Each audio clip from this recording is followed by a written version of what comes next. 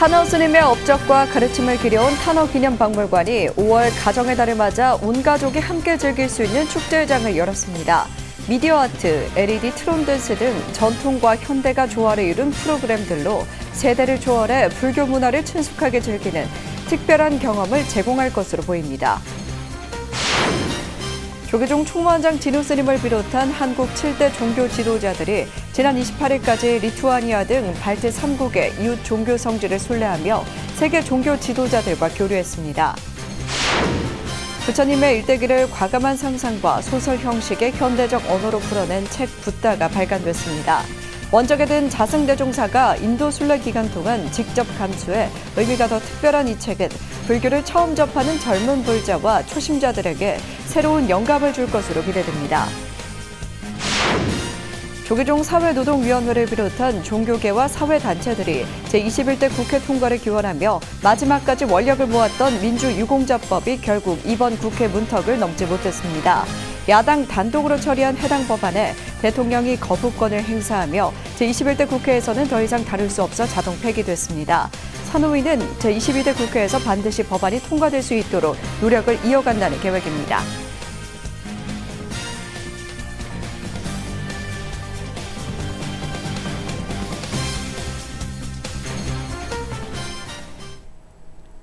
여러분 안녕하십니까? 5월 30일 목요일 BTN 뉴스 시작합니다. 첫 소식입니다. 탄어 스님의 업적과 가르침을 기려온 탄어 기념박물관이 5월 가정의 달을 맞아 온 가족이 함께 즐길 수 있는 축제장을 열었습니다. 미디어 아트, LED 트론 댄스 등 전통과 현대가 조화를 이룬 프로그램들로 세대를 초월해 불교 문화를 친숙하게 즐기는 특별한 경험을 제공할 것으로 보입니다. 박성현 기자입니다. 유불선의 정통한 대강백이자 방대한 양의 화엄경을 한글로 번역하는 등 경전 연구를 이끌며 현대인에게 평안과 지혜를 전했던 탄어 스님. 탄어 스님의 업적과 가르침은 오늘날까지 이어져 불자들에게 큰 영감을 주고 있습니다. 탄어 기념 불교박물관이 스님의 가르침과 한국 불교 전통 문화의 가치를 알리기 위해 탄어 불교문화 페스티벌을 열었습니다. 어제 개막식에서 페스티벌 대회장 해거 스님은 이번 행사가 후대로 전해져 탄어 스님의 업적을 이어받는 인물이 나와 사람들의 눈을 열어주고 마음을 밝혀주길 기대했습니다.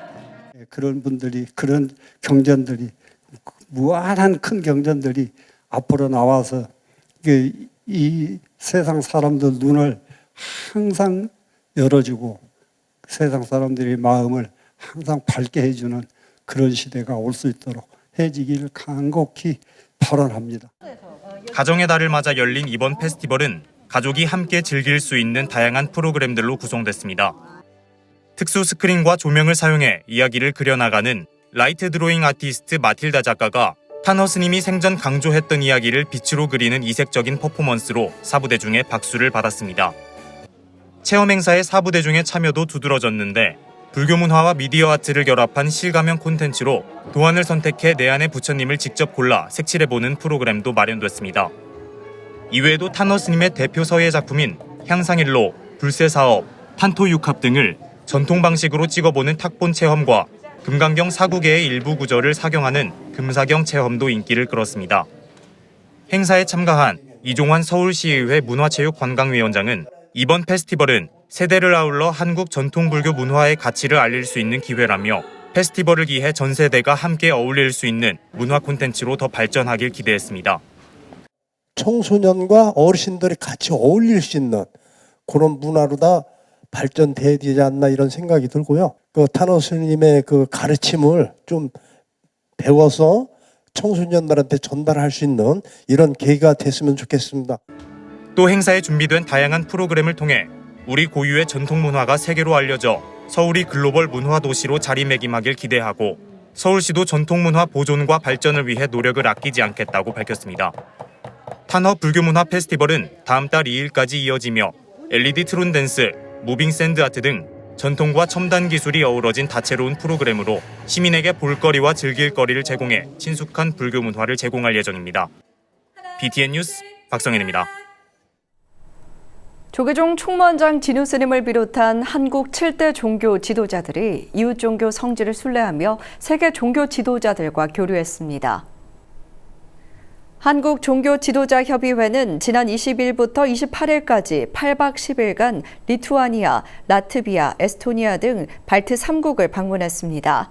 지난 21일 리투아니아 교황 대사관을 방문해 대사 대리로 있는 정다운 몬시뇨를 만나 종지협 대표의장 진우 스님은 종교 지도자들의 꾸준한 연대 활동이 종교 화합과 사회 통합에 큰 역할을 하고 있다고 강조했습니다. 종지협은 지난 24일 라트비아 수도 리가에서 이동규 주 라트비아 대한민국 대사를 만나 세계 평화를 기원하고 한국 문화가 널리 알려지길 희망했습니다. 지난 27일 에스토니아 교회협회 관계자들과 만난 한국의 종교 지도자들은 에스토니아 거주 러시아인들과의 갈등이 사회적 문제로 대두되고 있는 상황임을 전해 듣고 사회 통합과 평화를 발언했습니다. 조계종 제18대 중앙종회의원 보궐선거 쌍계사 직선직에 강림스님, 비구니 대표의 수경스님이 입후보했습니다. 조계종 중앙선거관리위원회 사무처에 따르면 어제 중앙종회의원 보궐선거 후보자 등록 마감 결과 강림스님과 수경스님이 각각 단독으로 등록을 완료했습니다. 주지 지연스님의 후임을 선출하는 제13교구 본사 쌍계사 직선직 종회의원 보궐선거는 6월 19일 오후 1시 쌍계사 문화예술관 대강당에서 실시됩니다. 진명스님 사직에 따른 비구니 종회의원을 선출하는 직능대표 선출위원회 회의도 같은 날 오전 11시 한국불교 역사문화기념관 4층 대회의실에서 열립니다. 부처님의 일대기를 과감한 상상과 소설 형식의 현대적 언어로 풀어낸 책 붓다가 발간됐습니다. 원적에 든 자승대종사가 인도 순례 기간 동안 직접 감수해 의미가 더 특별한데요. 불교를 처음 접하는 젊은 불자와 초심자들에게 새로운 영감을 줄 것으로 기대됩니다. 자세한 내용은 배수열 기자가 전해드립니다.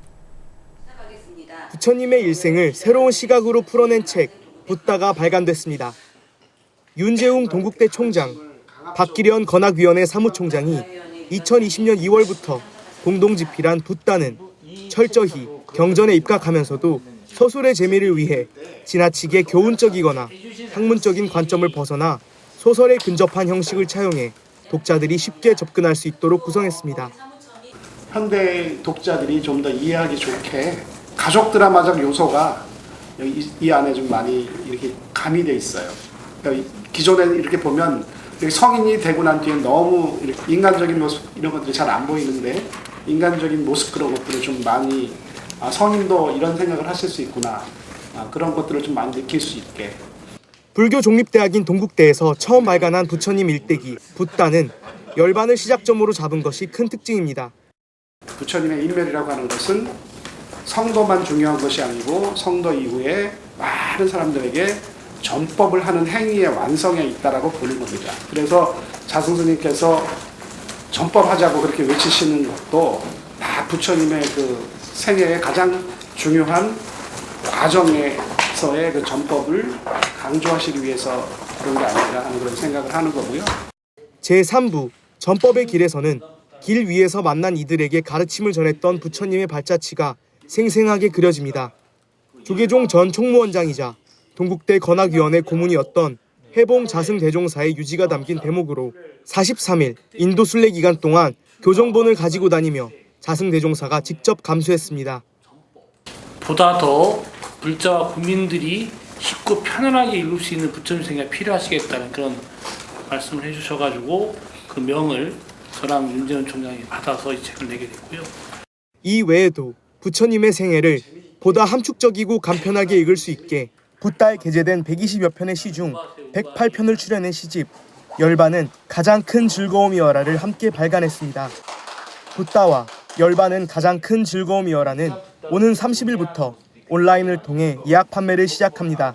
동국대학교는 부처님의 생애를 엮은 붓다와 더불어 불교 성전, 불교 사전 등 5권의 책을 불기를 상징하는 주황, 파랑, 노란 등 5가지 색을 사용해 관련 서적으로 출판한다는 계획입니다.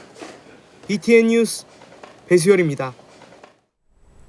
조계종 사회노동위원회를 비롯한 종교계와 사회단체들이 제21대 국회 통과를 기원하며 마지막까지 원력을 모았던 민주유공자법이 결국 이번 국회 문턱을 넘지 못했습니다.